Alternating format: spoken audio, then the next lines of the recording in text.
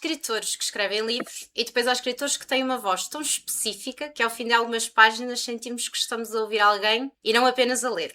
O Alex Couto, ou como é conhecido no Instagram, o escritor famoso, é um desses escritores. Confiante, engraçado, honesto. Se gostei muito de o ler, fiquei ainda mais surpreendida quando o conheci e percebi que aquela voz tão particular existia também fora das páginas. O Alex cresceu no bairro do Viz, em Setúbal, é escritor, é publicitário, é formador de storytelling. Mais do que aquilo que faz, interessa-me a liberdade que transmite. A ideia de que há espaço para sermos várias coisas fora das caixinhas habituais. De que podemos trabalhar com estratégia e escrever com verdade.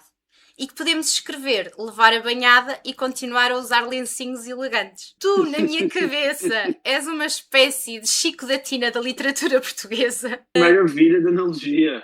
E é um grande elogio que te faço, pelo menos do meu ponto de vista. Uma das primeiras conversas que eu tive contigo, já há algum tempo, tu disseste uma coisa que me deixou muito curiosa e ficou-me na cabeça, e é por aí que eu vou pegar. Tu disseste-me que já não tinhas medo de nada. É uma coisa que tu continuas a sentir? Em primeiro lugar, muito obrigado pela apresentação simpática e pela percepção de mim que partilhas.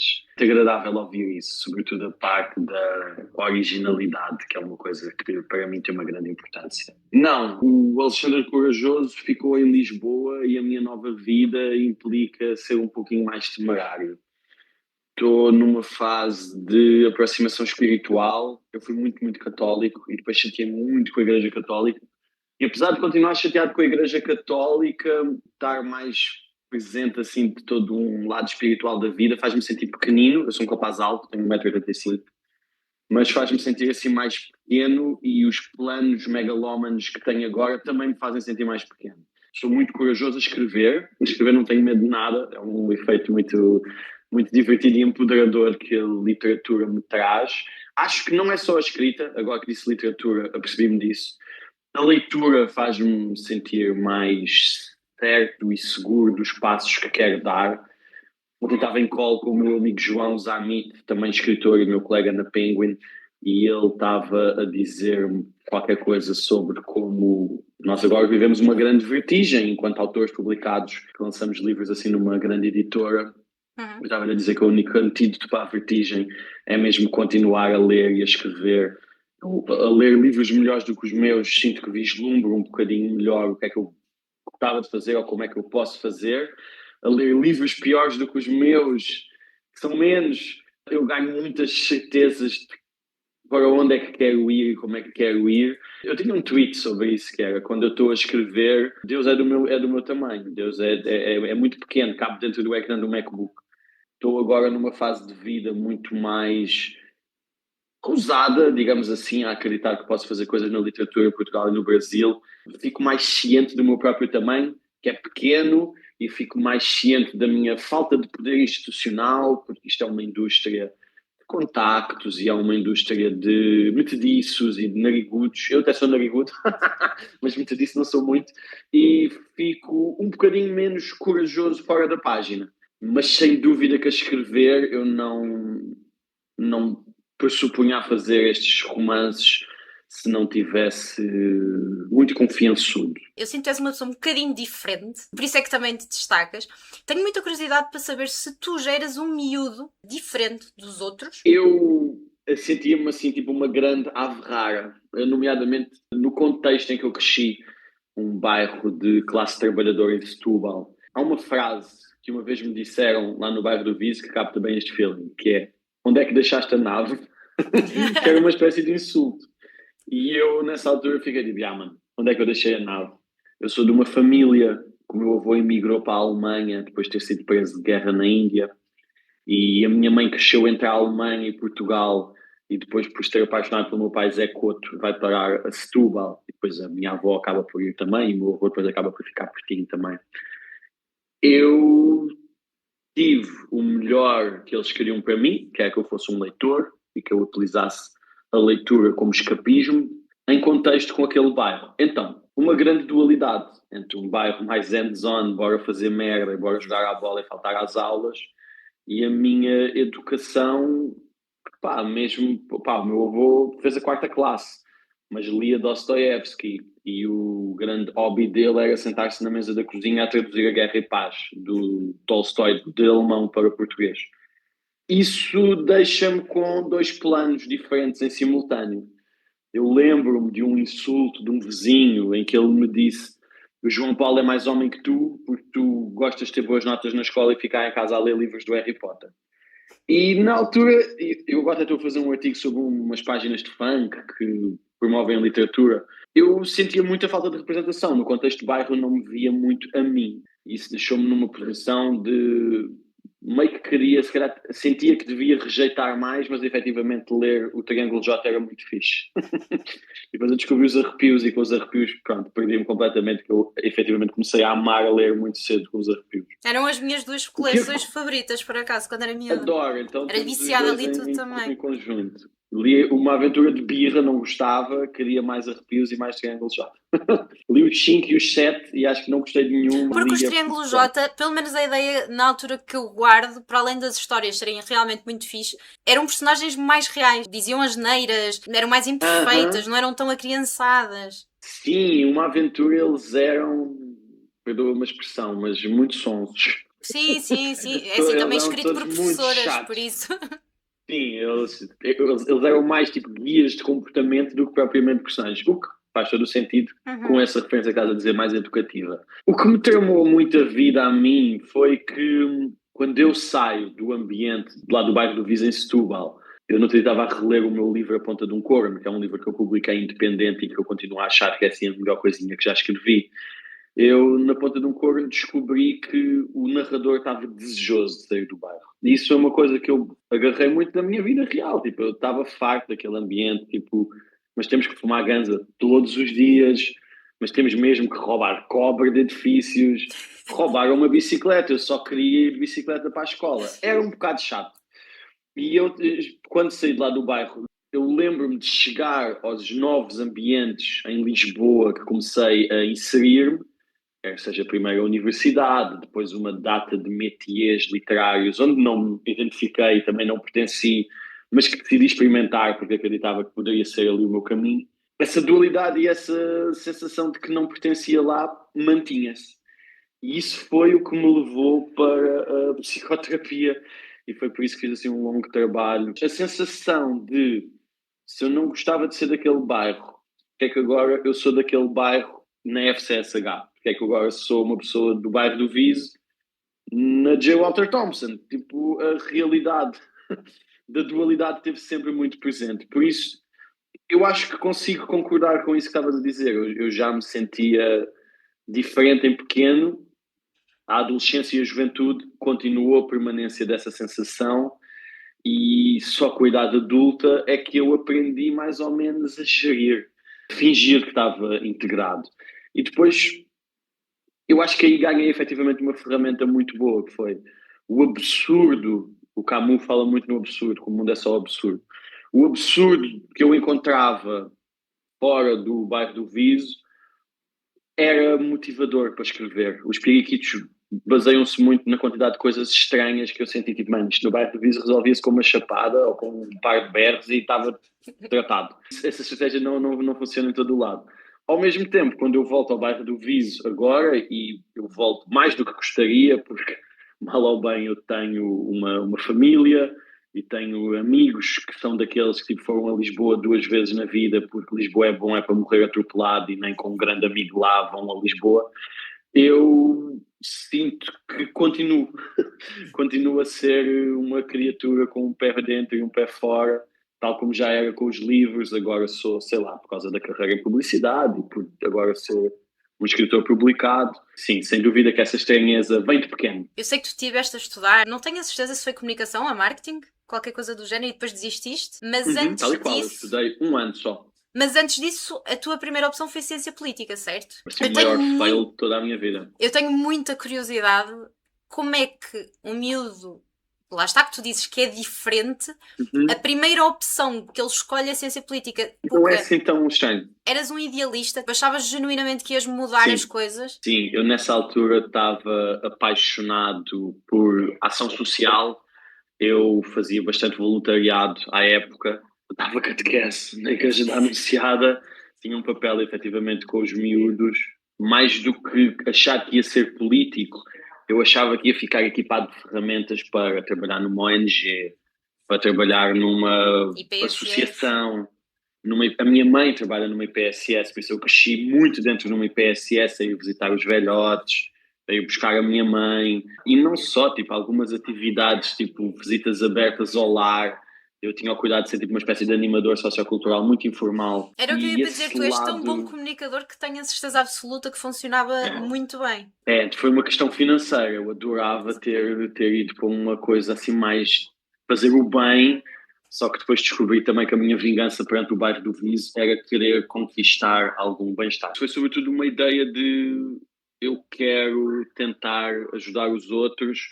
Como é que eu posso fazer isso? E Ciência Política e Relações Internacionais foi um péssimo conselho da minha aquela psicóloga do ensino secundário. Ela recomendou-me jornalismo, ela recomendou-me línguas, literaturas e culturas, ela recomendou-me publicidade, que na altura era a coisa que eu menos queria, coisa que eu vou pressionar assim, tipo 15 anos da minha vida. E ela recomendou-me ciência política. Eu nunca tinha ouvido falar de ciência política, mas como na altura... não, há outra layer importante. Eu na altura era vogal do Partido Socialista em Setúbal. Então ainda tinha esse lado mesmo efetivamente político. Eu acho que quando eu entro na FCSH, eu já tinha desistido do PS. Tive lá uma experiência péssima, que odiei. É Desisti interessante tu nesse... falares no Partido Socialista porque eu tinha-te ouvido dizer em algum sítio que o teu avô era comunista. Sim, o meu avô, na verdade, quando eu fui para o Partido Socialista, saiu-se com uma das tiradas mais engraçadas da minha vida, que foi: que desilusão, o meu neto vai para a esquerda dos vaidosos. Teve assim um piadão, só que o problema do meu avô, na verdade dos meus dois avós, tanto o meu avô materno, com o qual eu vivi durante muitos anos depois do divórcio dos meus pais, como o meu avô paterno, que era mesmo uma lenda dos comunistas em Setúbal e que trabalhou no partido mesmo durante muitos anos e chegou a exercer algumas funções lá na nossa freguesia da Anunciada, ambos foram com muita sede à fonte. E eu acho que isso não funciona com os miúdos. Tipo, quando tu dizes, não, tu tens que ser assim, tu tens que ser assim, tu tens que ser assim, de repente torna-se um pouco mais apelativo não ser assim, ser outra coisa qualquer.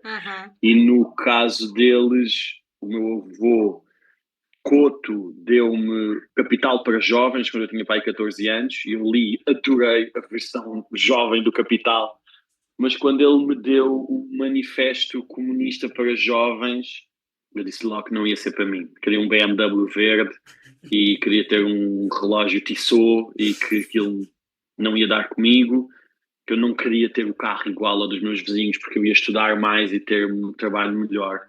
O que também já diz muito sobre o quanto eu era aloado e meio obcecado com uma certa narrativa de vida ainda muito antes dela começar. Mas efetivamente foi isso que aconteceu. Com o pai de 16 anos tinha a certeza absoluta que não queria ser comunista. O meu primo Luís Miguel já estava no Partido Comunista, naquilo que eles chamam o partido só, porque em Setúbal o partido é aquele. E a minha prima Rita também já não estava nada interessada em ser comunista e eu percebi que se calhar tinha sido fruto da força da insistência. Quando eu vou para o PS é por convite de colegas de escola e eu cheguei ao Partido Socialista lá em Setúbal, à JS, na verdade, primeiro. Achei a malta muito cool, achei que os betos queriam ser meus amigos, foi assim das primeiras vezes na minha vida que isso aconteceu. E depois, ao longo dos anos seguintes, eu acho que nem 2 anos estive lá, foi muito amargo para mim perceber que a grande maioria das pessoas que estavam lá nessa juventude socialista estavam a tentar colher benesses para a sua vida futura. Isso irritou-me. Irritou-me também uma conversa com um ministro eleito pelo Círculo de Setúbal, que eu estava a convencê-lo do impacto que a internet ia ter no mundo muito em breve, e ele estava muito assustado com a ideia de que os cidadãos iam ser mais vocais. E aquilo irritou-me um A bocado. inconveniência disso, não é? Os cidadãos serem vocais era algo que eu achei que lhe devia interessar e eu não devia dizer quem ele foi, mas foi o Vieira da Silva, que na altura era Ministro do Trabalho e era deputado eleito pelo Círculo de Setúbal.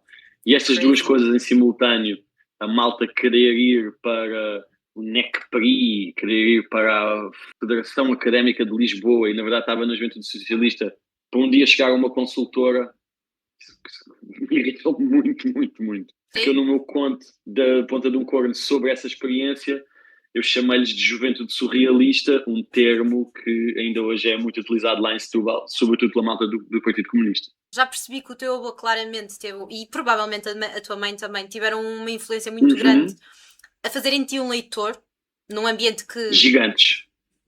dificilmente tu te tornarias sozinho um leitor, provavelmente no ambiente em que estavas, mas ser leitor e ser escritor são coisas completamente diferentes. O que é que fez com que isso te passasse pela cabeça? Ser vaidoso. Tipo, é o mesmo motivo pelo qual chamei escritor famoso ao meu Instagram. Eu acho, e já achava isto antes de ser publicitário e antes de ter estudado conceitos e posicionamentos, eu sempre acreditei que aquelas coisas que nós queremos para nós e que dizemos que queremos ser têm um grande impacto depois na forma como a nossa vida se desenrola. E apesar de eu ser vaidoso, foi ter lido um poema do Bocage chamado Autorretrato, em que ele fala do seu carão moreno e do nariz como um pingente no meio da cara, que eu fiquei deslumbrado com como é que esta pessoa está a utilizar as palavras para se caracterizar, ao mesmo tempo está a satirizar-se e parece que quanto mais se satiriza, mais ameniza os seus defeitos. Eu já estava convencido que tinha muitos defeitos, então essa foi a primeira vez em que eu sonhei, imagina que eu sabia utilizar as palavras desta forma, dar-lhes uma ordem que me permitem trazer alguma verdade acerca de mim ou de cima e depois subvertê-la. Eu já era um menino muito diplomático nessa altura, com pai de 13 ou 14 anos, porque era um bairro em que se eu dissesse a coisa errada, batiam. Eu lembro perfeitamente do meu amigo Dário, que fez um piercing no sobrolho. Nesse dia teve uma confusão com o Dani e levou um soco e saltou o piercing. E eu pensei, tipo, mano, isto vai realmente... Um gajo tem que saber mesmo mexer-se. Então eu não admiti logo em voz alta que queria ser escritor, mas desde esse dia que eu pensava, tipo, mano, deve ser tão bom usar as palavras assim. E depois aconteceu uma coisa muito engraçada, que foi, a minha professora de português percebeu que eu fiquei genuinamente deslumbrado com isso e trouxe alguns exercícios de criar poemas e de criar coisas assim para a turma, e num desses exercícios era, na verdade, um concurso da marca Santal, um concurso tipo da melhor composição poética. E eu fiquei em segundo lugar na minha turma. Eu achei que isso tinha sido incrível. Tipo, em 30 e tal alunos, que era uma daquelas turmas mesmo de escola pública, gigantesca. Só que umas semanas depois soube que essa minha composição tinha sido a grande vencedora do concurso da Santal. Então, mesmo sendo o segundo da turma, consegui ser o primeiro a ganhar. E quando eu ganhei essa composição da Santal, eu recebi, sem exagero, 300 euros em senhas de 50 cêntimos do bar da escola. E isso foi a primeira vez na minha vida que eu saboreei o que é o sucesso social. Eu podia oferecer croissants mistos aos meus colegas, eu podia oferecer leite do cal. Rapidamente tive de deixar de ser porque eu não podia oferecer comida a toda a gente porque eu sou um grande fobado. Para mim comer... Na verdade, há um post teu do Instagram que eu me identifico muito, que é fui ao Japão pela cultura, e depois a cultura era comer cenas diferentes. Eu sou essa pessoa eu também. Para comer, minha por isso. A minha cultura começa no palato. Sucede que ter gozado desse prestígio social via concurso de escrita, eu fiquei a pensar o que é que será que a escrita pode trazer às pessoas que se dedicam a ela? E eu nessa altura já rabiscava algumas coisinhas escondidas, já estava a tentar escrever uma história, imagina, com magia e com várias casas de magia na mesma escola. Onde é que eu tenho visto isto? Só depois quando tive assim um grande desgosto amoroso, salvo erro, dos 16 para os 17 anos, é que eu pensei, bora lá tentar escrever coisas de adulto. E apesar de serem poemas miseráveis, em que em todos eu era um jovem extremamente pretencioso, com referências da cultura clássica grega e romana, eu continuei a ler, né? Então, quando cheguei aos 17 anos, efetivamente já tinha assim algumas referências. O meu professor de História tinha-me dado, no final do ano, a Divina Comédia, as 3 partes. Eu tinha lido uma e meia, estava a meio do purgatório quando tive esse desgosto amoroso. E comecei a escrever, e devo ter escrito tipo 70 poemas nesse verão. No início do ano letivo do meu 11º ano, fui levá-los à minha professora de português. Disse, só estive em casa a chorar estas férias de verão. Fiz isto. E ela ficou assim meio, tipo, tu tens muito, muito jeito, vamos ter de falar com o Daniel Pires dos Estúdios Bocagianos.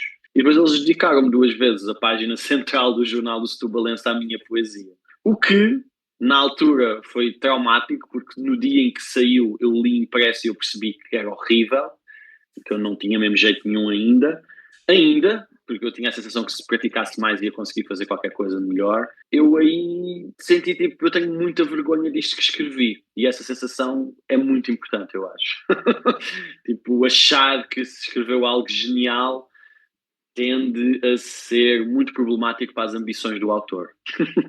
Por acaso ia-te fazer uma pergunta exatamente na perspectiva contrária. Eu sinto que tu escreves com imensa confiança, imensa, e a pergunta que eu tenho para ti é: essa confiança assenta no amor ou na raiva? Não sei se não são os dois em momentos diferentes.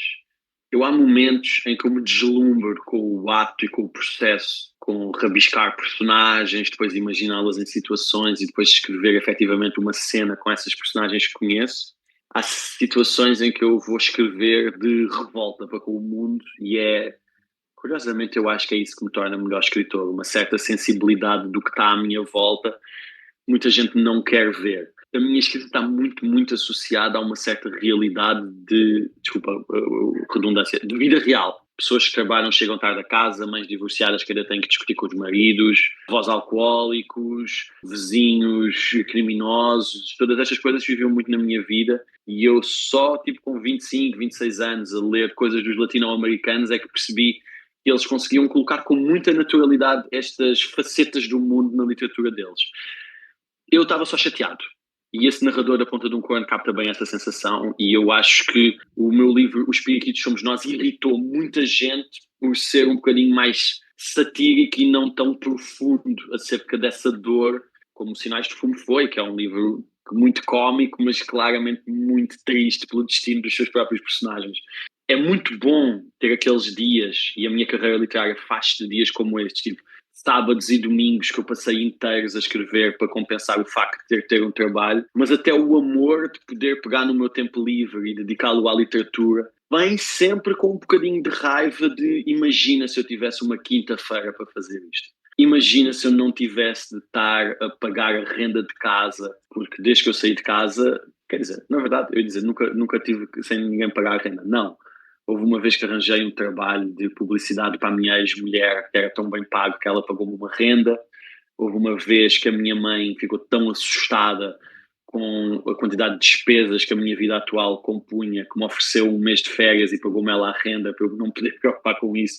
Eu já tive 2 meses de renda paga em 14 ou 15 anos a viver sozinho. É pouco. Mas só souberam muito bem esses dois. E eu sabê-los também acaba por captar um bocado isto que eu estou a querer dizer. A raiva está sempre um bocadinho lá. Eu acho que a minha escrita é melhor quando é raivosa. Eu só aproveito este bocadinho de tempo de antena para também discordar dos meus leitores que acharam que os periquitos não tinham essa raiva. Eu escolher gozar com uma situação também é uma forma de trabalhar essa raiva que sinto frente a uma grande desigualdade que é o mundo, que tem de ser escrita para ficar bem registado, que tem sido muito desigual para toda a gente. Tu escreveste 4 livros, 2 livros independentes e 2 livros publicados pela Penguin.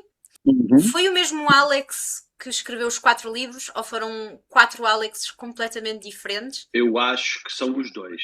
Foi sempre o mesmo Alex, foi sempre eu. Foi sempre um gajo que tenta fazer da graça uma ferramenta, foi sempre uma pessoa que tenta prestar atenção a coisas às vezes invisíveis, que são as que revelam a nossa sensibilidade, e foi sempre alguém com demasiada confiança para as condições do seu nascimento. Esse foi sempre o mesmo. Os outros são brutalmente diferentes. O Alex da Nova Lisboa é o Alex que estava há 5 anos a tentar acabar Sinais de Fumo, ou seja, é um Alex extremamente incompetente de um ponto de vista literário, mas mal ou bem já tinha quase 10 anos de publicidade, por isso escrever todos os dias era algo que eu fazia muito. Já tinha tido Tumblrs e já tinha tido Facebooks, mas nunca tinha feito um livro inteiro. O Alex dos Sinais de Fumo, eu acho que se calhar é o meu favorito, porque ele estava tão contente de ter acabado um livro, mesmo sabendo que era uma porcaria, que acreditou que ia conseguir fazer um romance. É uma coisa marada acreditar que se consegue fazer um romance antes dos 30, e ele só saiu quando eu já tinha 30 e qualquer coisa, mas efetivamente havia ali uma certeza e uma confiança que eu não voltei a encontrar. O Alex da Ponta de um Corno é uma coisa muito breve que eu gostava de voltar a encontrar um dia, porque eu escrevi a Ponta de um Corno toda nos 3 meses seguintes a ter acabado de escrever Sinais de Fumo. Eu já tinha aulas com o Gonçalo M. Tavares nessa altura e ele falou-me de um conceito chamado a mão quente. Quando tu escreves todos os dias, é muito mais fácil não falhares a tua hora de escrita.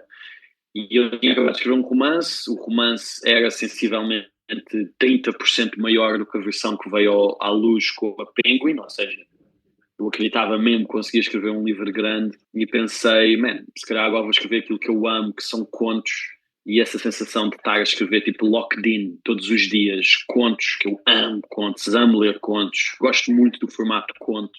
Foi assim uma coisa que eu espero que um dia volte a acontecer na minha, eu espero que aconteça muitas vezes na minha carreira, mas desde então passaram-se para aí 5 anos e essa sensação foi muito fugaz.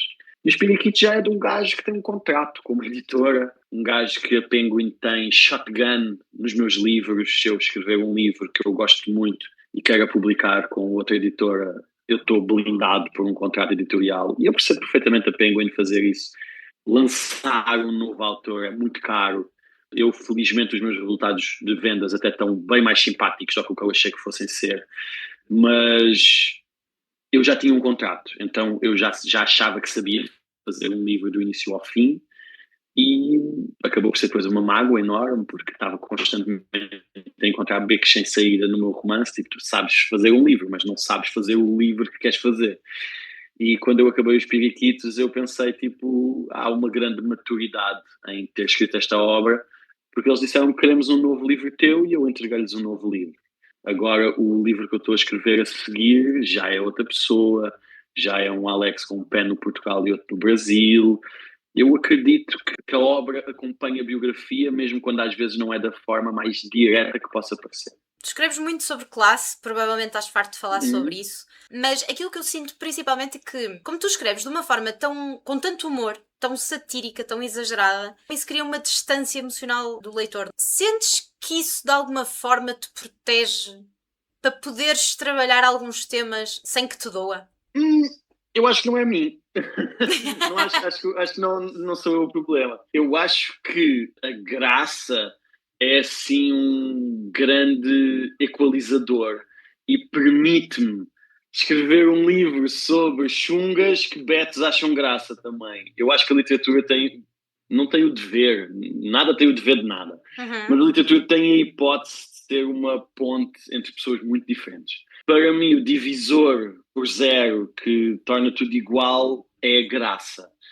Isto não é uma coisa que eu sinta que tenha inventado, mas é uma coisa que eu sinto que ao ler outros livros que faziam esse papel, tipo uma Confederação de Estúpidos, de John Kennedy O'Toole, por exemplo, o Grande Gatsby é um dos grandes livros da minha vida e é um livro que para mim tem bué da graça, eu farto-me de rir a ler o Gatsby. Eu não gosto tanto quando um livro é, sei lá, tipo Manhattan Transfer, do John dos Passos, por ser sobre classe tem de ser coitadinice máxima. Ai, tipo, a vida é muita coitadinice já, por isso mais vale na literatura nós dobrarmos um bocadinho a realidade, tipo, das regras. Eu acho que o humor me permite chegar a pessoas que nunca pegariam nos meus livros e eu quero acreditar que há uma marca qualquer que nós sentimos e que fica connosco na nossa memória de quando um livro consegue ser muito trágico e dramático e ter graça ao mesmo tempo, porque eu acho que o nosso corpo entra num certo meltdown quando isso acontece. Quando tu estás a ler uma coisa que é hilariante, por muito trágica que seja, aquilo mexe com os nossos interiores emocionais.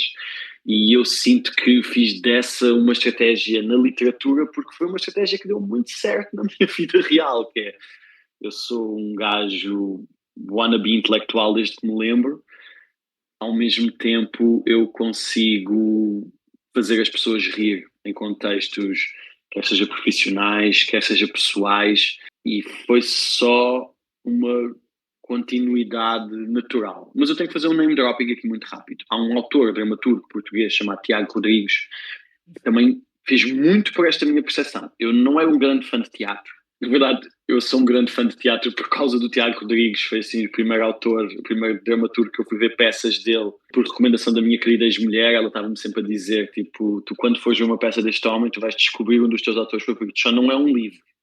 E para mim depois acabou por ser um livro, porque eu via as peças dele, eu ficava tão deslumbrado que eu no fim tinha que ir ler Ele escreve efetivamente a peça por muito escrito. bem. Muito bem, muito bem. E lá está, ele tem este efeito que é uma peça sobre classe. Tipo, por exemplo, as girafas. Tem classe? Já, tem. Tem graça ao mesmo tempo. Bué. Naquela peça dele que é o Stand-Up Tragedy, eu nem queria acreditar as coisas que estava a sentir. Tipo, mas como é que ele estava a fazer-me rir até agora e ele disse uma coisa que me atirou completamente para a merda e que as pessoas começaram a chorar à volta no teatro. E isso para mim tem qualquer coisa da magia, da alquimia que a escrita consegue ter. Eu acho que hoje em dia até os bacanas do stand-up lá, aqueles Netflix solo stand-uppers, eu acho que não sou o maior fã de stand-up, mas vejo muito, por causa de, lá está, querer ter graça nos meus livros. E eu vejo muitas vezes isso, tipo, a malta entra numa deriva triste, porque é que eu entrei nisto, e depois manda uma grande punchline. E parece que alivia. E no caso de Sinais de Fumo, não dava para contar essa história sem ter graça, porque era um bairro problemático. Havia divórcios, violência doméstica, criminalidade, adultério, toxicodependência, e as pessoas passavam o dia a rir e a gozar. Então, isso meio que também faz parte da minha experiência de vida, que é tipo, pode haver uma grande peixeirada, demorar 20 minutos, toda a gente ficar em pânico, mas daqui a 15 minutos vai haver um gajo a fazer uma piada ótima com isso e nós vamos rir todos e fica mais leve.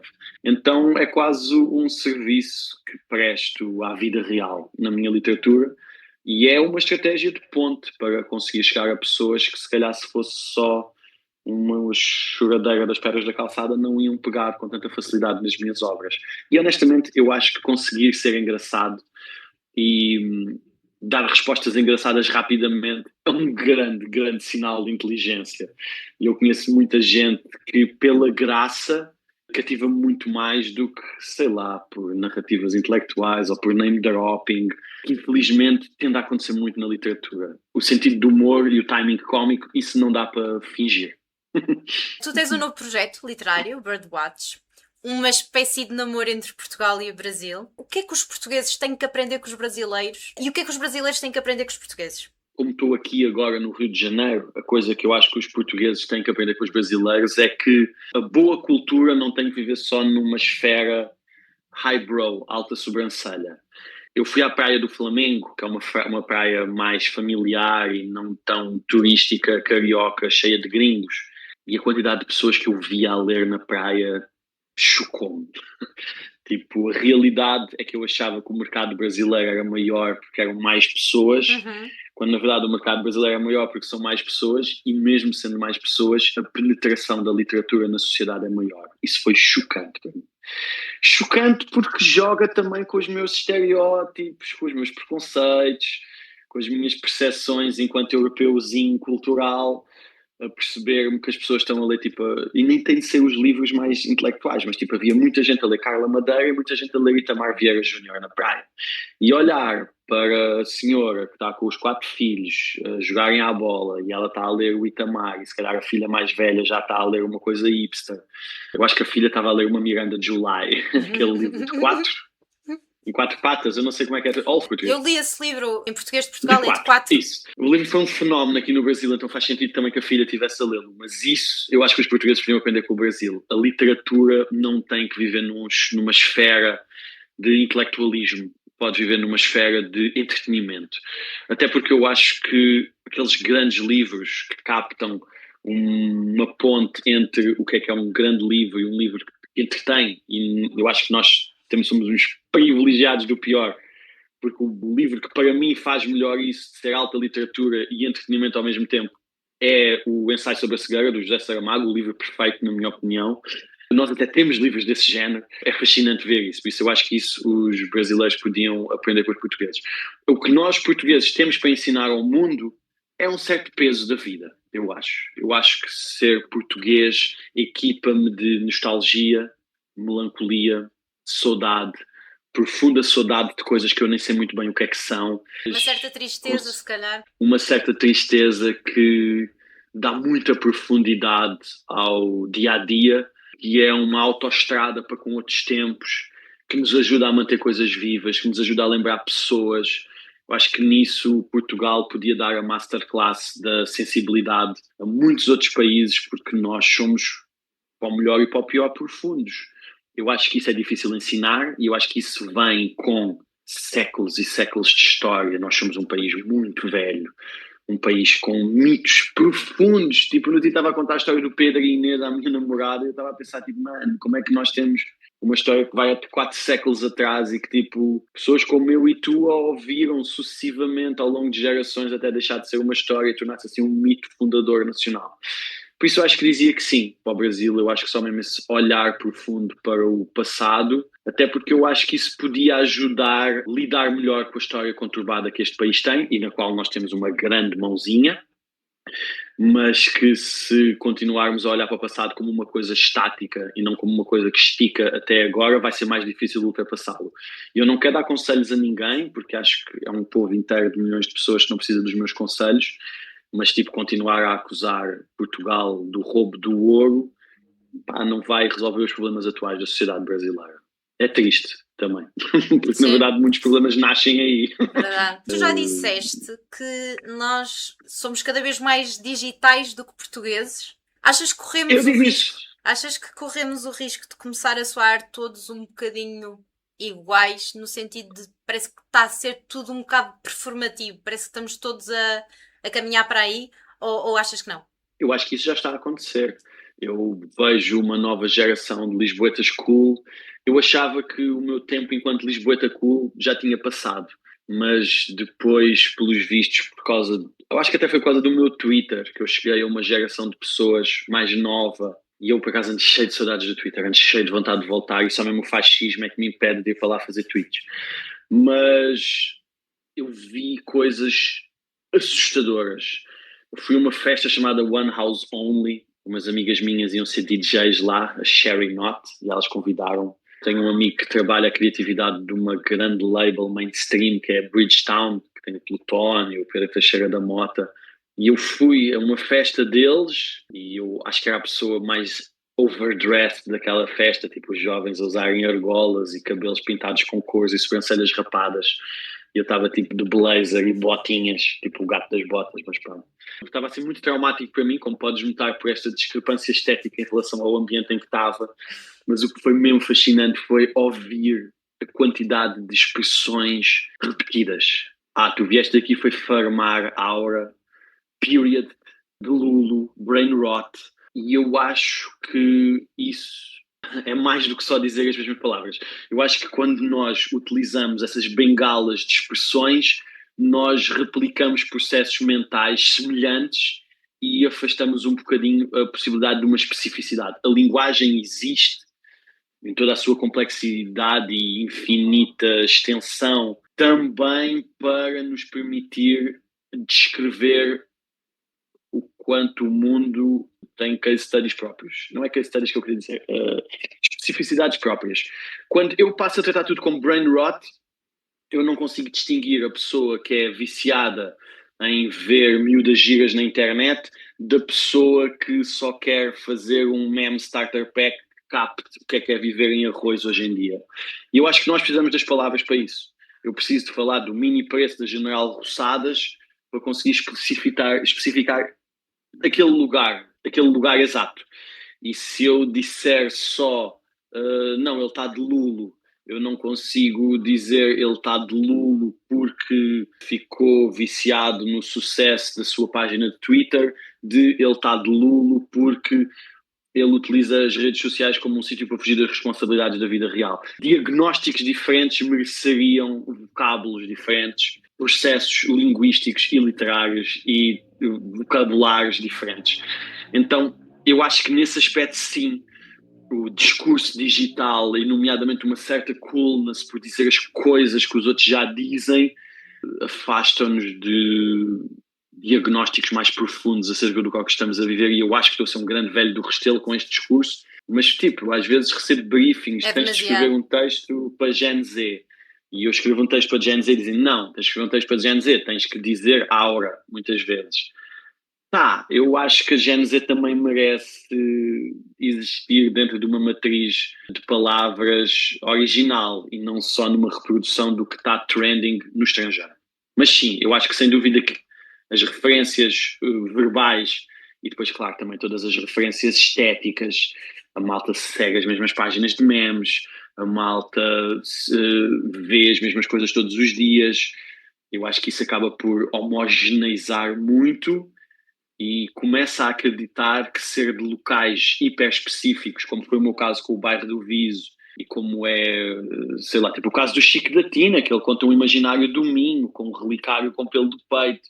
Isso ajuda a dar profundidade e originalidade às nossas vidas. Isso é extremamente importante, eu acho. Há uma palavra em inglês que é vindicates us, mas eu não sei a tradução para português. Isso veicula-nos, talvez isso. Desculpa, isto acontece Nada, muito nada, também. Eu nada, às nada. vezes tenho assim tipo uns becos sem saída enquanto estou a tentar explicar.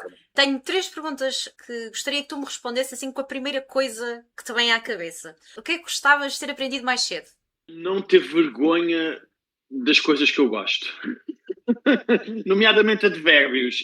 Foi o que me veio à cabeça. Tipo, eu amo advérbios, eu li o livro do Stephen King, ele disse que os advérbios não têm força, eu passei 3 livros a escrever sem usar advérbios, é a mesma coisa com as minhas calças leves disputadas, eu achava que era uma coisa de bets, então eu não usava as calças leves disputadas, não, eu adoro as calças leves disputadas, é o que o Bruce Springsteen usava na capa do Born in the USA, é a melhor coisa para o rabo de um homem, eu não posso ter vergonha de uma coisa que eu gosto.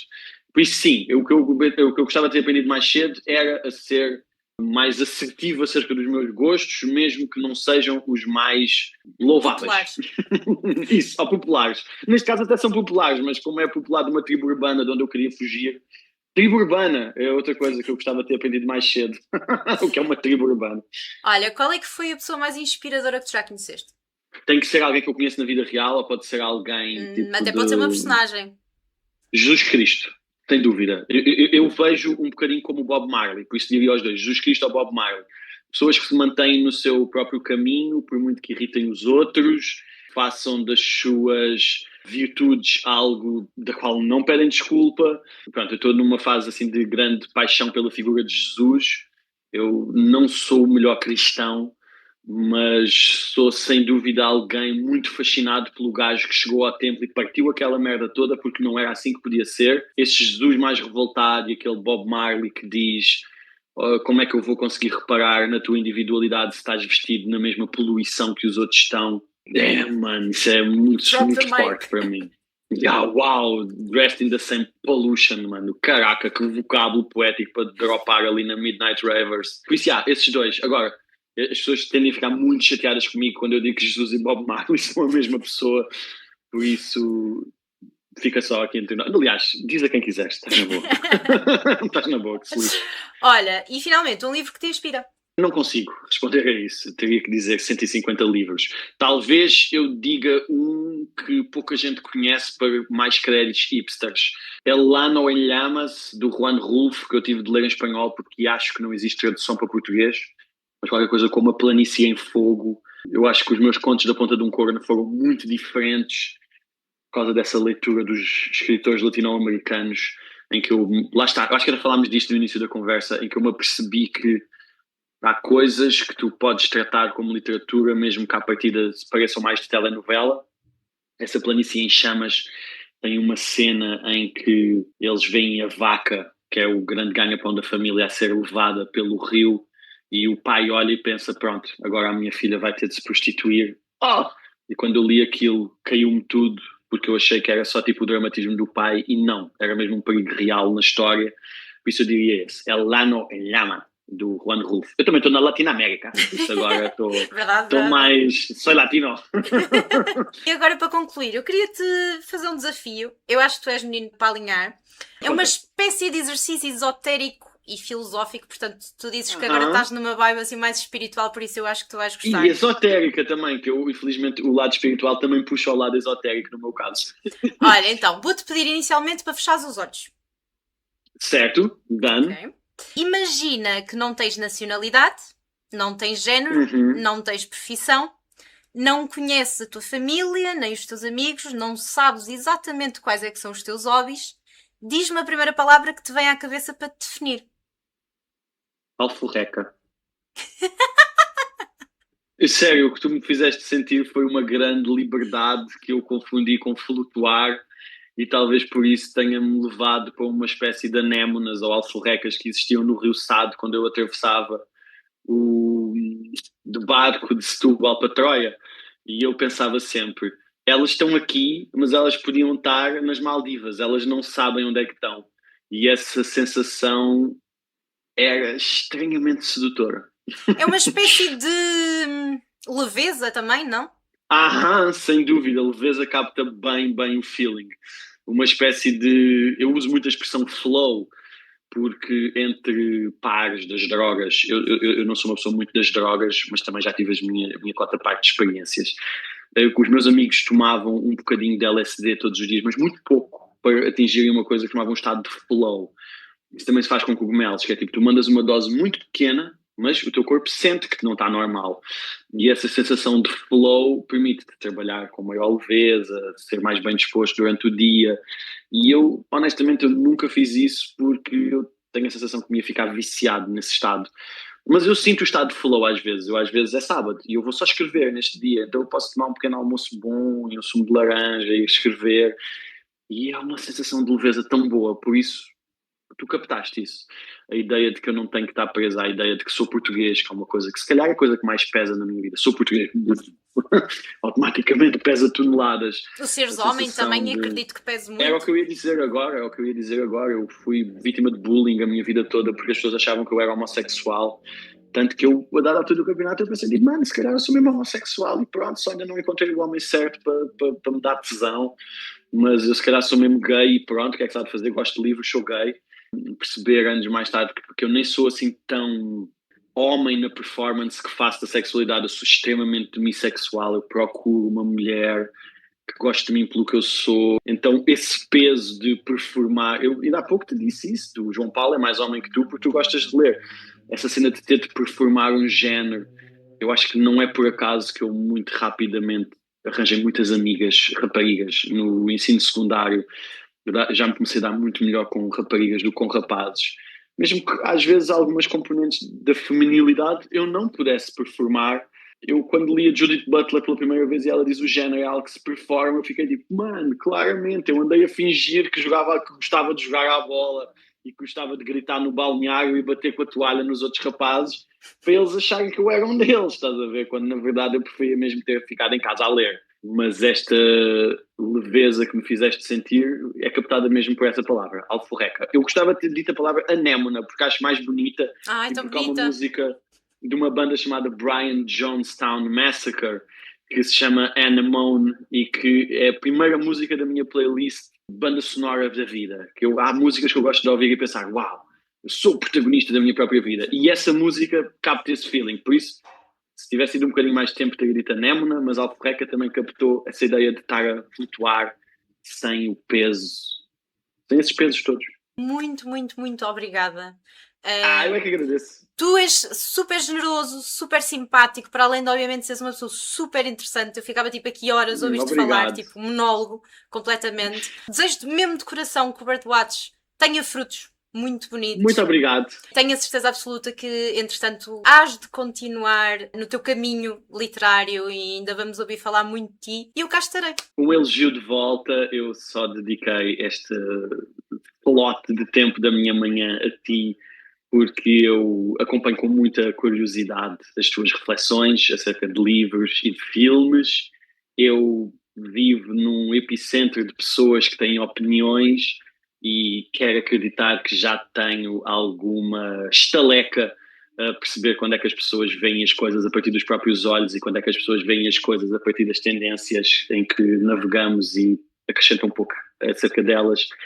A tua reflexão sobre o Ocean's Eleven está a vir agora à minha mente, porque é difícil ser fiel ao nosso próprio critério, prega rasteiras, ao longo dos anos nós mudamos de opinião acerca das coisas, isso é algo doloroso, mas parece-me que tu és uma miúda que faz isso com muita naturalidade e por isso é que também me vês tantas vezes nos replies na tua inbox a dar as minhas achegas, é porque gosto muito das tuas reflexões.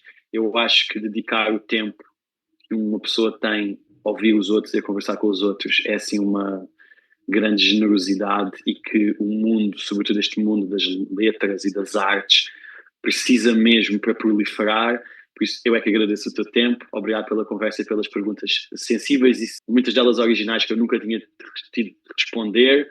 Eu amo perguntas originais porque levam-me para pensamentos originais, então eu acho que às vezes há reflexões onde não chegávamos sem esse cutucar das ideias por parte dos outros. Por isso, muito obrigado pelo teu tempo e pelas tuas Obrigada eu, perguntas. Alex.